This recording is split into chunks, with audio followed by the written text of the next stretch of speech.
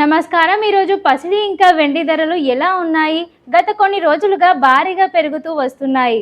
అంతర్జాతీయ మార్కెట్లలో నెలకొన్న పరిణామాల వల్ల ధరల్లో ఈ మార్పులు కనిపిస్తోంది.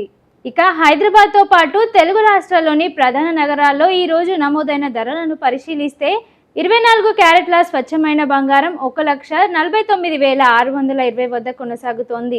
అదేవిధంగా 22 క్యారెట్ల బంగారం ధర 1,37,150 వద్ద కొనసాగుతోంది.